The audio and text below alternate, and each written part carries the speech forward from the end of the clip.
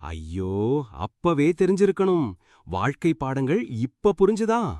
10 வருடத்துக்கு முன்னாடி ஒருத்தர் சொன்னது ஞாபகமாயிருக்கு. நேரம் இருக்கும்போதே கத்துக்கோன்னு.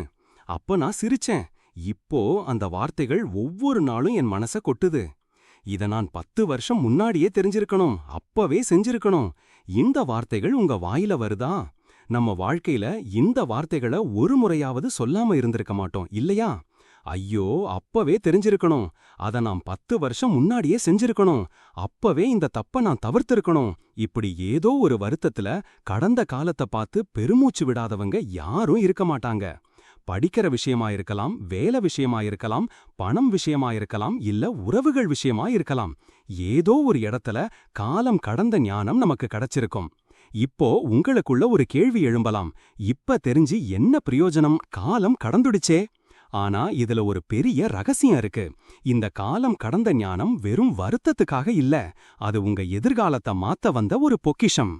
அப்போதான் காலேஜ் முடிச்சேன். எனக்கு ஃபியூச்சர் தெரியாம இருந்துச்சு. ஆனா என் ஃப்ரெண்ட்ஸ் ஒருத்தர் கோடிங் கத்துக்கிட்டு இருந்தாரு, மறொருத்தர் ஸ்பீக்கிங் பிராக்டிஸ் பண்ணிக்கிட்டு இருந்தாங்க, இன்னொருத்தர் ஸ்டாக்ஸ், டிசைன், ஃப்ரீலான்சிங். 10 வருடம் கழிச்சு இவங்க எல்லாம் அவர்கள் பேஷன்ல பெரிய மனிதர்கள்.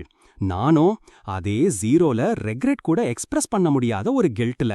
நம்ம ஒவ்வொருத்தருக்கும் ஒரு நேரத்துக்குள் செய்ய வேண்டிய விஷயம் இருக்குது. அத தவிர்ச்சுனா நேரம் கடந்து போகும். ஆனா நாம அது வெறுமனே நோட்டம் பார்க்கிறோம். நண்பர்களே, இந்த வீடியோவை விரிவாக பார்க்க கீழே இருக்கும் லிங்கை கிளிக் செய்யவும்.